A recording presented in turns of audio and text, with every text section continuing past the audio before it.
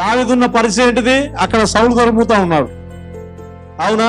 తన డెస్టినేషన్ ఎటుపోతుందో, తన జర్నీ ఎటుపోతుందో, తన లొకేషన్ ఎక్కడుందో, తన అడ్రస్ ఎక్కడుందో అర్థం కాని అయోమయ స్థితిలో ఉన్నాడు.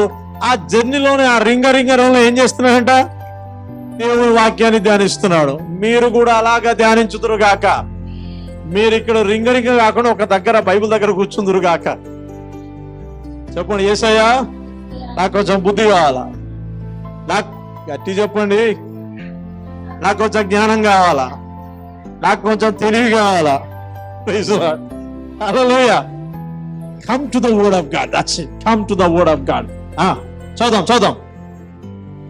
నీ ఆజ్ఞలు నిత్యము నాకు తోడుగానున్నవి. నా శత్రువులను మించిన జ్ఞానము. ఒకరు కావాలా? శత్రువులకి మించిన జ్ఞానం కావాలి ఒకళ్ళ. ఇది ఒక్కటి దొరికితే బాగుంది కదా. ఇక మనలో ఎవరు తిట్టేటోళ్ళు ఉంటారు? అసలుకి మన మీద రాళ్ళు వేసే వాళ్ళు ఉంటారా ఎవరైనా? అస్సలు చదువు మంచిగా ఉంది అది. నీ ఆజ్ఞలు నిత్యము నాకు తోడుగానున్నవి. నా శత్రువులను మించిన జ్ఞానము అవి నాకు కలగజేయుచున్నవి. ఏం జరుగుతుంది ఇక్కడ? శత్రువులు ఎన్ని పన్నాగాలు, ఎన్ని ఆలోచనలు, ఎన్ని బల్లాలు, ఎన్ని కత్తులు పట్టుకొని వచ్చినా, వాళ్ళ కుయుక్తిని అంతా ప్రకటించిన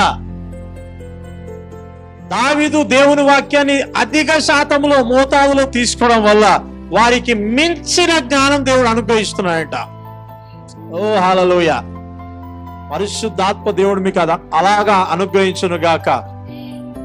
ఎవరైతే నీ మీద స్కెచ్, ప్లాన్లు, డిజైనింగ్ ఎన్ని వేస్తున్నావన్నీ వేస్తున్నామాన ముందుగానే మీకు తెలియపరచబడును గాక. ఆ రోజు రాత్రి మీకు దర్శనం కలుగును గాక. అర్థమైందా?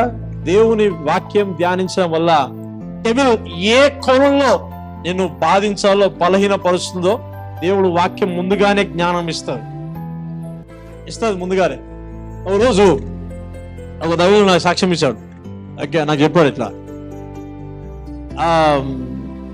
సమ్ ఇష్యూస్ వల్ల ఒక అతను ఏం చేశాడంటే సూసైడ్ అటెంప్ట్ చేశాడు. సూసైడ్ అటెంప్ట్ చేసి ఓడిటోడు చక్క పోవాలి కదా, పేపర్ రాసిపోయాడు. తీసుకెళ్లి సూట్ కేసులో పెట్టిండు, దాన్ని భద్రంగా పెట్టాడు. ఆ బ్రదర్ చావలేదు, బ్రతికాడు. సూట్ కేసులో పెట్టిన పేపరు ఎవరికి తెలియదు, రాసినోనికే తెలుసు, ఎవరు తెలియదు. దైవజనుడు దేవుని వాక్యానికి కనెక్ట్ అయి ఉన్నాడు కాబట్టి, దైవజనుడు దేవుని మాటకి అడిక్ట్ అయి ఉన్నాడు కాబట్టి అందరిలాగానే అట్లా నిలబడ్డాడంట. వీని సంగతి ఇట్లున్నాడు అని అట్లున్నాడంట. అదే సమయంలో వర్డ్ ఆఫ్ గాడ్ వచ్చిందంట. వెళ్ళి సూట్ కేసు ఓపెన్ చేసి తీసుకో ఆ పేపర్ అన్నాడంట. కొడతారు ప్రభా, ఇక్కడ సూట్ కేసు ఓపెన్ చేస్తూ కొడతారు. కానీ మొత్తానికి ఎట్టకేలకు ఆ రూమ్ లోకి వెళ్ళి సూట్ కేసు ఓపెన్ చేస్తే ఫస్ట్ పేరు ఆయనదే ఉందంట.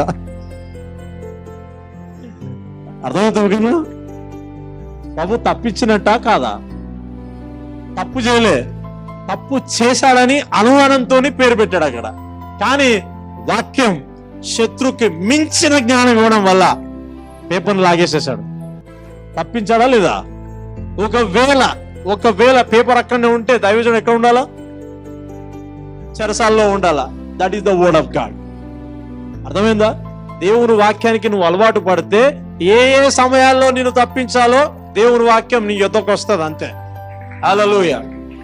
Word gives life, word gives direction. అందుకనే దావీదు ఏమంటా అంటే, నా శత్రువులకి మించిన జ్ఞానం అవి నాకు కలగజేయుచున్నవి. నీ శాసనములను నేను ధ్యానించుచున్నాను, కావున నా బోధకులందరికంటే నాకు విశేష జ్ఞానము కలదు. హల్లెలూయా. నీ ఉపదేశములను నేను లక్ష్యము చేయుచున్నాను, కావున వృద్ధుల కంటే నాకు విశేష జ్ఞానము కలదు. వృద్ధుల కంటే వృద్ధులు కొంచెం వాళ్ళ అనుభవాలు కూడా చెప్తూ ఉంటారు. కొన్ని తీసుకోవాలి, కొన్ని తీసుకోలేరు. కానీ వారికంటే మించిన జ్ఞానం దేవుని వాక్యం అంట. తోసిపుచ్చడం లేదు. వృద్ధులో ఉన్న వాళ్ళు ఇది చెప్తే తోసిపుచ్చడం కాదు.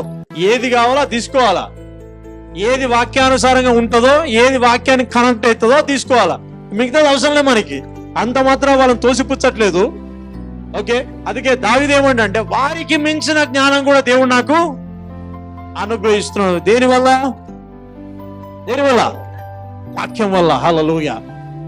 మీకు అధిక వాక్యం దాహము కలుగును గాక. మీరు నీళ్ళ కంటే వాక్యమే తాగుదురుగాక.